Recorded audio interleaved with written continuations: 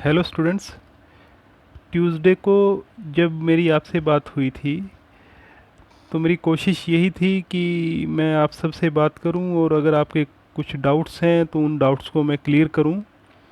कुछ डाउट्स का मुझे पता भी चला। कुछ स्टूडेंट्स ने कहा कि अभी हमने जो भी पढ़ा है तब तक वहाँ तक कोई हमें ऐसी कोई प्रॉब्लम नहीं है, कोई ऐसा डाउट हमारा नहीं है। कुछ लेक्चर रहते हैं अभी देखने, अभी सुनने, अभी लिखने। और कुछ स्टूडेंट से जब बात हुई तो पता चला कि कुछ प्रॉब्लम्स हैं, कुछ डाउट्स हैं जो क्लियर करने ज़रूरी हैं। तो जो ये लेक्चर मैं आपको दे रहा हूँ, ये लेक्चर उन्हीं डाउट्स को क्लियर करने के लिए है। दो चार डाउट्स जो आपसे मुझे पता चले, मैं चाहता हूँ कि उन डाउट्स को मैं इस लेक्चर के ज़रिए क्लियर करने की कोशिश करूँ। एक क्वेश्चन नंबर 12 है, जो इसमें पूछा गया था मुझसे कि एक स्टूडेंट ने ये पूछा था कि जो पावरफुल नंबर है एक्चुअल में वो है क्या। मैं बता दूं आपको कि पावरफुल नंबर यानी कि ये जो आपका कोई भी पॉजिटिव इंटीजर, उसको हम पावरफुल कब कहेंगे, जब पी स्क्वेयर डिवाइड करेगा ए को, whenever p divides a, then we say that a is a powerful integer या पावरफुल नंबर। ठीक है ना। अभी ये एग्जांपल यहाँ दे रखे हैं कि 18 जो है वो पावरफुल नहीं है। वो इसलिए पावरफुल नहीं है क्योंकि 2 तो उसको डिवाइड कर रहा है लेकिन 2 का स्क्वायर उसको डिवाइड नहीं कर रहा। तो कहने का मतलब ये है कि कोई भी इंटीजर जिसके सभी के सभी प्राइम फैक्टर के स्क्वेयर्स भी उसको डिवाइड करें, ठीक है ना, तब हम उसको पावरफुल कहेंगे। अगर एक भी प्राइम फैक्टर ऐसा है उसका स्क्वायर अगर उसको डिवाइड नहीं कर रहा, then we say that that number is not a powerful. जैसे 36 है, this is a powerful number. क्यों? क्योंकि 2 और 3 दोनों का स्क्वायर इसको डिवाइड कर रहा है। इसके दो ही प्राइम फैक्टर हैं 2 और 3, और दोनों के स्क्वायर इसको डिवाइड करते हैं। ओके, देखो एक जो इसमें हम कन्वर्स पार्ट इसका करेंगे। जो फर्स्ट पार्ट है, कन्वर्स पार्ट में मुझसे पूछा था कुछ, तो मैं उसी पार्ट को डिस्कस करूँगा यहाँ पे। देखो हमें कहा है कि भी अगर ए पावरफुल है, मुझे क्या प्रूव करना है कि अगर ए पावरफुल है then A can be written as, A को हम कैसे लिख सकते हैं, बी स्क्वेयर सी क्यूब, ऐसे हम उसको लिख सकते हैं अगर ए पावरफुल नंबर है। ओके, तो इसको हम कैसे करेंगे, देखो सबसे पहले कोई भी हमारा नंबर है उसको हम प्राइम फैक्टराइजेशन की फॉर्म में लिख सकते हैं, जैसा कि यहाँ लिख दिया हमने। ठीक है ना, P1 raise to the power alpha 1, P2 raise to the power alpha 2 and PR raise to the power alpha R। और क्योंकि A जो है वो पावरफुल है, इसलिए जितने भी अल्फा आइज हैं वो आपके ग्रेटर देन इक्वल टू 2 होंगे, 2 या 2 से ग्रेटर होंगे। क्योंकि अगर 2 से कम हुआ, अगर 1 हुआ, तो इसका मतलब क्या हो जाएगा कि भी पी स्क्वेयर उसको डिवाइड नहीं कर रहा। अगर p है, p की पावर 1 ही इसका फैक्टर है, तो पी स्क्वेयर उसको डिवाइड नहीं कर रहा तो पावरफुल रहेगा नहीं, है ना। तो इसलिए सारे के सारे जो अल्फाइज हैं उनका ग्रेटर देन इक्वल टू 2 होना ज़रूरी है। दो केसेस राइज होते हैं। पहला केस ये है कि जब सारे के सारे अल्फाई हमारे इवन हों, ठीक, यानी कि 2 के आई, हर एक अल्फा आई को हम 2 के आई की फॉर्म में लिख सकें। तो हम जितने भी हमारे अल्फाइज हैं उनकी जगह हमने 2 के 1, 2 के 2 और 2 के R लिख दिया। तो इसको हम इस तरह से लिख सकते हैं कि स्क्वेयर हमने कॉमन ले लिया, P1 raise to the power K2 K1 and P2 raise to the power K2 and so on, और इसका स्क्वेयर कर लिया। और जो हमारे पास बचा 1 को हम लिख सकते हैं 1 raise to the power 3, 1 cube हम लिख सकते हैं। तो कंपेयर करेंगे, B हमें मिल जाएगा इसके इक्वल और C हमें इसके इक्वल मिल जाएगा। मतलब हमने इसको लिख दिया बी स्क्वेयर इंटू सी क्यूब की फॉर्म में। ओके, अब जो मेन केस है, ये केस है जिसको हम डिस्कस करने जा रहे हैं, जिसमें क्वेश्चन एक मुख्य रूप से अराइज हुआ था।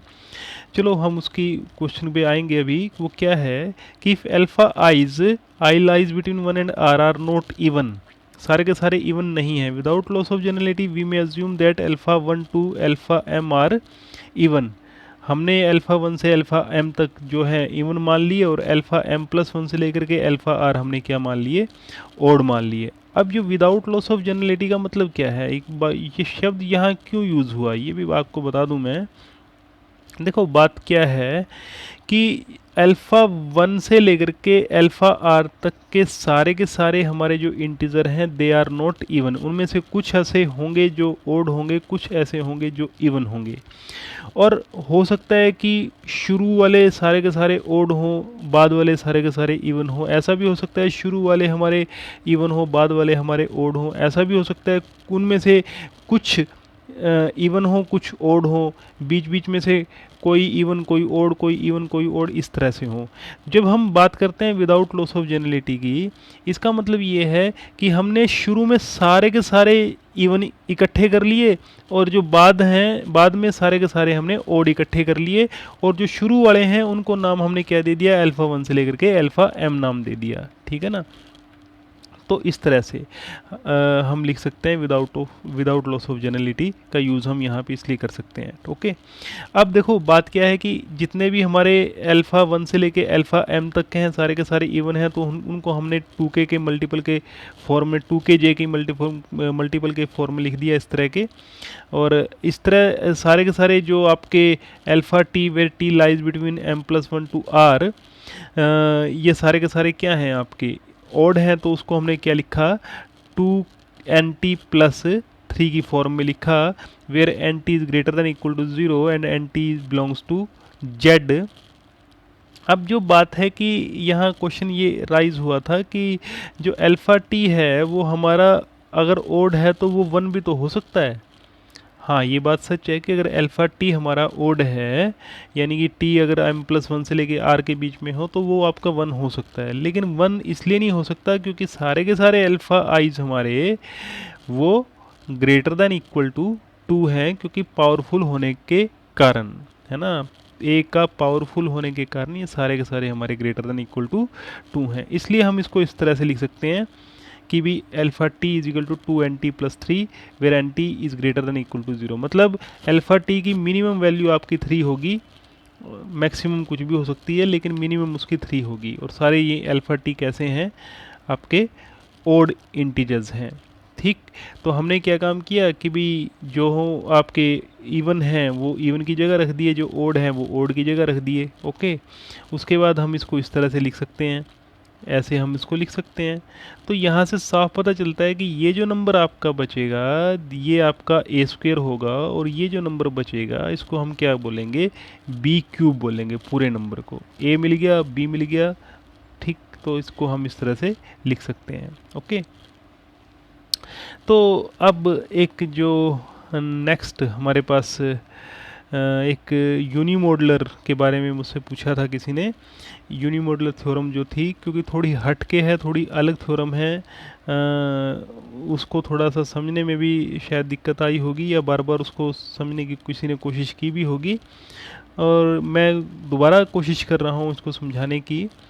तो क्या है इसमें, पहली तो बात, यूनिमॉडुलर है क्या, कोई स्क्वायर मैट्रिक्स जिसका ऑर्डर आपका m/m हो या n/n हो, उसको हम यूनिमॉडुलर कब कहेंगे, जब उसका डिटरमिनेंट आपका +-1 हो।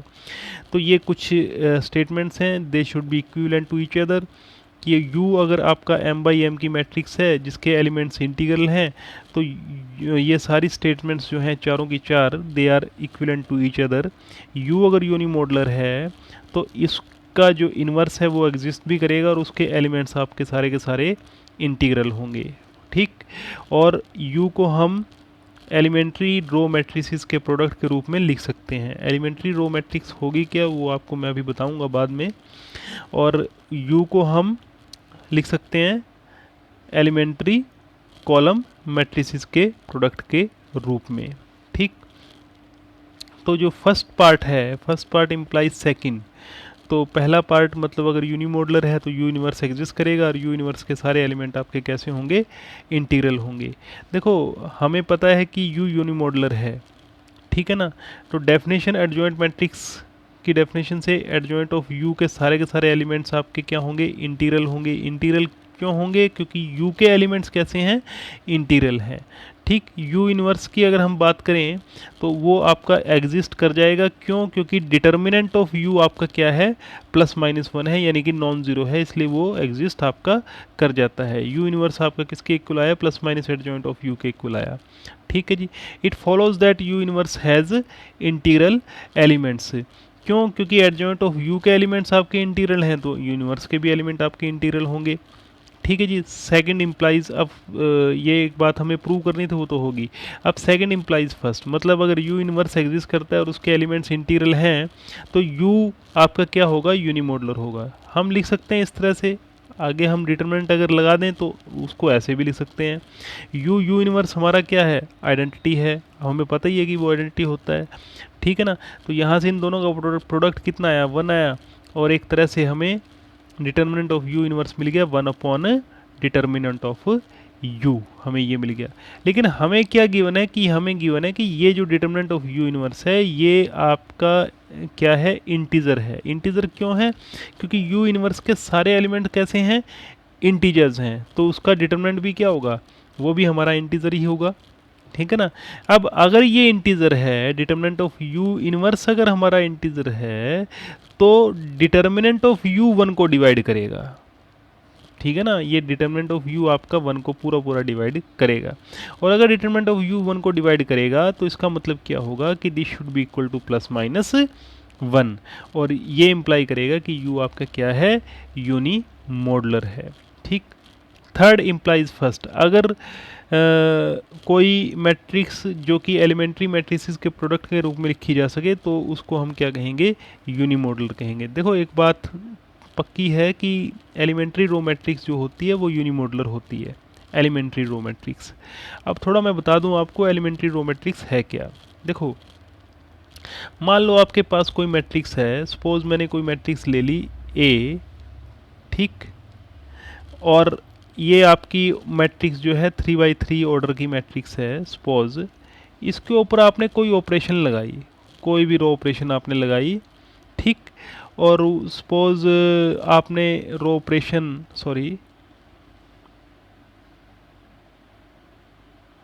आपने कोई भी रो ऑपरेशन लगा दी और उसको मैंने नाम दे दिया। जो मैट्रिक्स आपको मिलती है सपोज वो मैट्रिक्स आपको मिलती है बी। ठीक। अब ये जो ए मैट्रिक्स है इसके ऊपर हमने आर कोई रो ऑपरेशन लगाई और हमें मैट्रिक्स मिली बी। अब अगर मैं आइडेंटिटी मैट्रिक्स के ऊपर ये रो ऑपरेशन लगा दूं, मतलब अगर मैं सपोज इस आइडेंटिटी मैट्रिक्स के ऊपर, आइडेंटिटी मैट्रिक्स ये भी किस ऑर्डर की है? 3x3 ऑर्डर की है। इसके ऊपर भी मैंने रो ऑपरेशन लगा दी जो ऊपर मैंने लगाई थी, और मुझे जो मैट्रिक्स मिलती है, सपोज मुझे मैट्रिक्स मिलती है आई डैश, या इसको आप आई डैश की बजाय आर नाम दे दो, R1 नाम दे दो, कुछ भी नाम दे दो, उससे कोई फ़र्क नहीं पड़ता। मैंने नाम दे दिया क्या? I dash. तो अगर मुझे ये आई डैश इस तरह की मैट्रिक्स मिलती है तब मैं ये लिख सकता हूँ कि I dash into A is equal to B. I dash into A is equal to B. ये जो आई डैश आया मेरे पास, ये आया कहाँ से? आइडेंटिटी के ऊपर रो ऑपरेशन लगाने से। ठीक है ना। और इस आई डैश को मैं क्या कहूँगा? इसको मैं कहूँगा elementary row matrix. Elementary row matrix. ठीक है ना। ये एलिमेंट्री रो मैट्रिक्स होगी। तो वही बात है, उस आई डैश को मैं R1 नाम दे दूं या R2 नाम दे दूं, उससे फ़र्क नहीं पड़ता, नाम से कोई फ़र्क नहीं पड़ता, लेकिन बात ये कि उसका मतलब क्या है। ठीक है ना। एलिमेंट्री रो मैट्रिक्स का, तो जो एलिमेंट्री रो मैट्रिक्स है वो यूनिमोडुलर होगी। और product of two unimodular matrices again a unimodular matrix, दो यूनिमोडुलर मैट्रिक्स का प्रोडक्ट भी आपका क्या होगा? यूनिमोडुलर। क्यों? क्योंकि उनका डिटर्मिनेंट जो होगा ना वो +-1 होगा। ठीक है जी। तो इसलिए दो से ज़्यादा का प्रोडक्ट भी क्या होगा? यूनिमोडुलर होगा। और ये सारी की सारी आपकी एलिमेंट्री रो मैट्रिसेस हैं, इन सब का प्रोडक्ट भी आपका क्या होगा? यूनिमोडुलर। इसलिए यू आपका यूनिमोडुलर है। तो इसमें ज़्यादा कुछ ऐसा प्रूव करना नहीं था। मेन प्रूफ आपका ये है फर्स्ट इम्प्लाइज सेकंड, कि भाई अगर आपकी कोई मैट्रिक्स यूनिमोडुलर है तो आप उसको लिख सको एलिमेंट्री रो मैट्रिसेस के प्रोडक्ट के रूप में। ठीक है। सबसे पहला काम हम क्या करेंगे कि हमने मान लिया कि मैं ये प्रूव करने जा रहा हूँ कि अगर ए कोई m/n की ऑर्डर की मैट्रिक्स है जिसके एलिमेंट्स आपके इंटीजर्स हैं, तब एलिमेंट्री रो मैट्रिसेस एग्जिस्ट करेंगी R1 से लेकर के RG तक। ताकि आप ए को इस तरह से लिख सको, where T is upper triangular matrix of order m by n। T जो है वो आपकी अपर ट्रायंगुलर मैट्रिक्स है m बाई n ऑर्डर की, जिसके एलिमेंट्स कैसे हैं, इंटीजर्स हैं। पहला काम तो मैं ये जो है ना स्टेप ये प्रूव करने जा रहा हूँ, ये पूरा का पूरा। ओके, देखो हम कैसे इसमें प्रोसीड करेंगे। देखो मेन हमारे पास 3 ऑपरेशंस हैं, R1, R2, R3। R1 operation क्या है, add an integral multiple m to one equation to another equation. Integral multiple m of one equation to another equation, मतलब कहने का क्या कि कई बार आपको पता होगा जब हम किसी रो को चेंज करते हैं तो दूसरी रो के हिसाब से, जैसे हम R1 को अगर चेंज करें कैसे, R1 प्लस 2R2, R1 में हमने 2R2 मतलब सेकंड रो को हमने 2 से मल्टीप्लाई करके R1 में ऐड कर दिया और R1 की जगह उसको रिप्लेस कर दिया। ठीक, तो वो आपकी उसको हम R1 नाम देते हैं। उस तरह की जो ऑपरेशंस हैं उसको हम R1 नाम दे देते हैं। R2 का मतलब क्या है कि भी 2 रोज को अगर हम आपस में एक्सचेंज कर दें, ठीक है ना। R3 का मतलब क्या है कि अगर हमें किसी एलिमेंट को पॉजिटिव बनाना हो, माइनस से मल्टीप्लाई कर दें उसको ताकि वो पॉजिटिव बन जाए। किसी रो ऑपरेशन को अगर किसी रो को अगर हमें उसके साइन को हमें बदलना हो तो हम -1 से मल्टीप्लाई कर देते हैं। वो जो है वो आपकी कौन सी ऑपरेशन है, R3 है। ठीक, तो आमतौर पे हम इन ऑपरेशंस को यूज़ करते हैं। तो सबसे पहले ये जो थ्योरी आपको दिखाई दे रही है सारी की सारी यहाँ से, ये इसका मतलब क्या है कि भी पहले आपने R1 लगाया, ठीक है ना। ये जो यहाँ पे in the first column containing non zero elements we apply the division algorithm and R1 until only one element in this column is non zero. मतलब पहले तो काम क्या किया हमने कि भी जो आपका फर्स्ट कॉलम है, फर्स्ट कॉलम में हमने सिर्फ एक एलिमेंट को नॉन ज़ीरो रखा और जो एलिमेंट्स हैं उन सबको हमने 0 0 किया। कौन सा ऑपरेशन लगा करके, R1 ऑपरेशन लगा करके। ठीक, ये ऑपरेशन कैसे लगेगा वो मैं आपको बताऊंगा एक एग्जांपल के ज़रिए।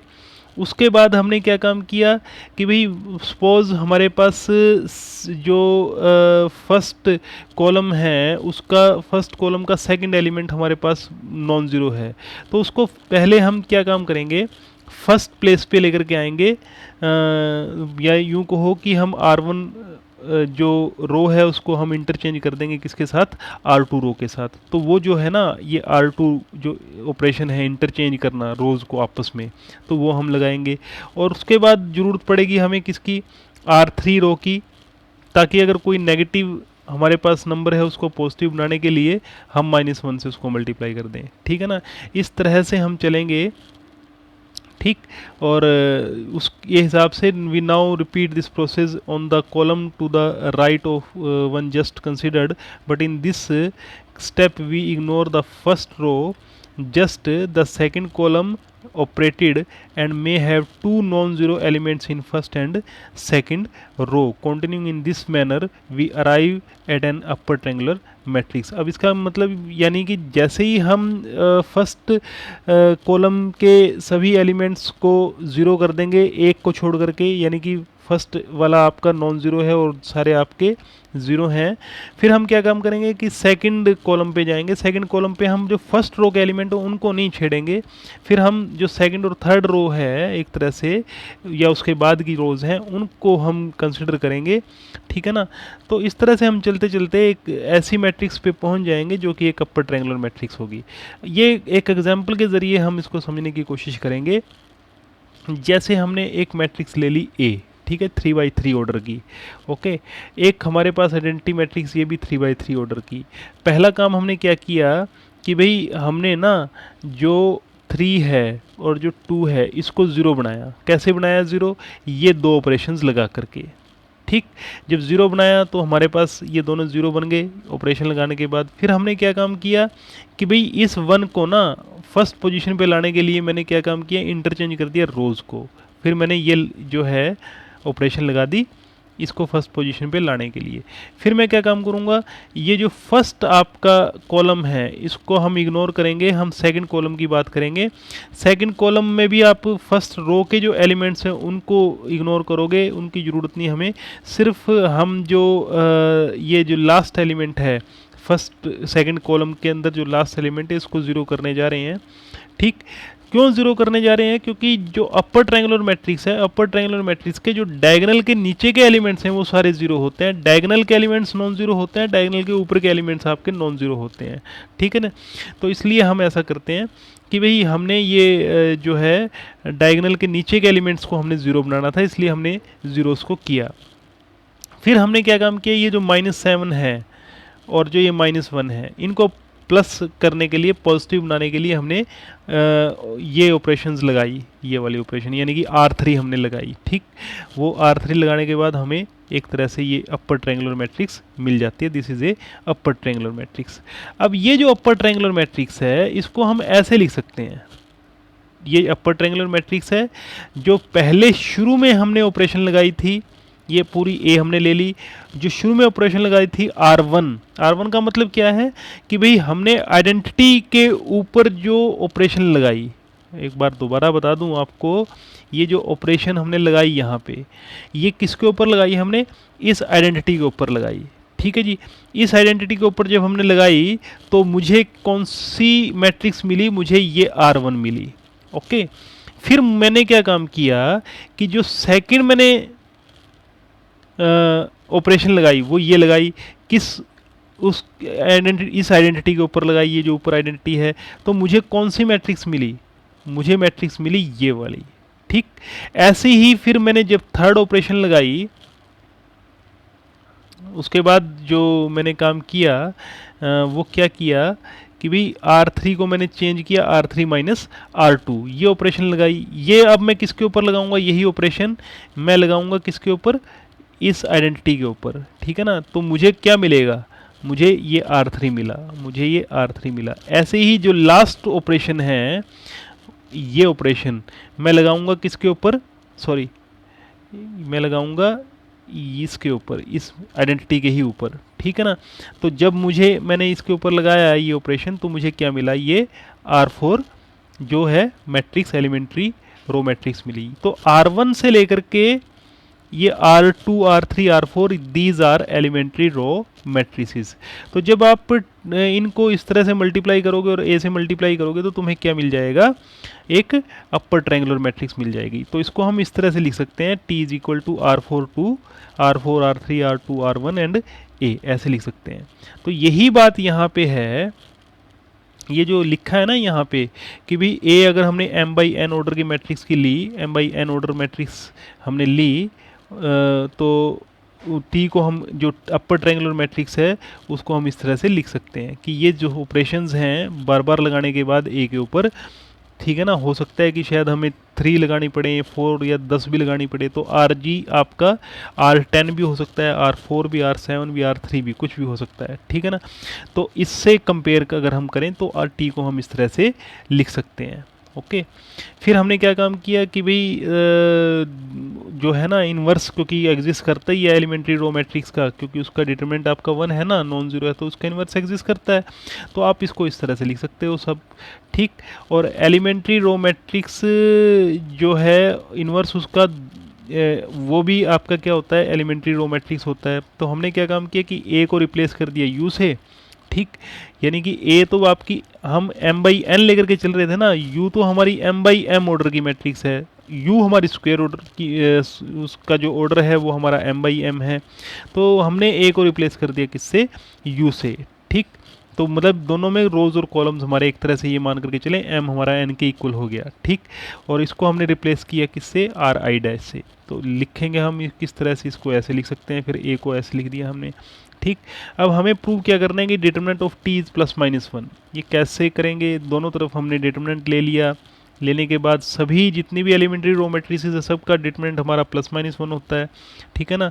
और u का तो हमें पता ही है डिटरमिनेंट क्या है, +-1, क्योंकि u तो हमारी है ही यूनिमोडुलर मैट्रिक्स। तो यहाँ से हमें साफ पता चलता है डिटरमिनेंट u t का किसके इक्वल आएगा? +-1 के इक्वल आएगा। अब जो ये बात है इस बात से हमें पता क्या चलता है, क्योंकि टी तो हमें क्या गिवन है, एक तरह से अपर ट्रायंगुलर मैट्रिक्स है हमारे पास, और डिटर्मिनेंट टी का कितना है हमारा, वो प्लस माइनस वन है। लेकिन डिटर्मिनेंट टी का होता क्या है, product of its diagonal elements, ठीक है ना। और यही कारण है कि सारे के सारे डायगोनल एलिमेंट को क्या होना पड़ेगा, वन होना पड़ेगा, क्योंकि सारे के सारे डायगोनल एलिमेंट्स क्या हैं, नॉन नेगेटिव इंटीजर्स हैं, ठीक है ना। जीरो वो हो नहीं सकते, क्योंकि उनका प्रोडक्ट अगर एक भी जीरो हुआ तो प्रोडक्ट जीरो हो जाएगा, और प्रोडक्ट उनका जीरो है ही नहीं, तो प्रोडक्ट तो क्या है उनका, प्लस माइनस वन है। तो इसलिए यानी कि सबको डायगोनल एलिमेंट्स को क्या होना पड़ेगा, वन होना पड़ेगा। अब क्या करेंगे हम कि अगर डायगोनल एलिमेंट्स हमारे जो हैं वो वन वन वन हैं, तो हम उनसे ऊपर की जितनी भी एंट्रीज हैं सबको ज़ीरो कर सकते हैं। जैसे मैं आपको एग्जांपल दूं, मान लो सपोज हमारे पास जो टी था ना, अगर ये इसकी बात करें, अगर हम इसकी बात करें, इसके डायगोनल के एलिमेंट्स कौन कौन से हैं, तो ये वन है, ये भी वन है, ये सेवन है। बाई चांस अगर सेवन भी हमारा वन होता, ठीक है ना, और इस केस में वन होगा जो हमने अभी प्रूव किया है, तो हम जितने भी ये एलिमेंट्स हैं ना, ये वाले वन से ऊपर, और ये इनको हम ज़ीरो कर सकते हैं ऑपरेशन लगा करके, ठीक है ना। तो ऐसे ही वही बात ये कहता है कि जैसे जो हमारे पास diagonal, each diagonal element must be one, तो अगर हमारे पास जो सारे के सारे डायगोनल के एलिमेंट अगर वन है, तो हम जो डायगोनल से ऊपर के जितने भी एलिमेंट्स हैं उनको हम क्या कर सकते हैं, ज़ीरो कर सकते हैं। तो हमें क्या मिलेगी, एक आइडेंटिटी मैट्रिक्स मिल जाएगी।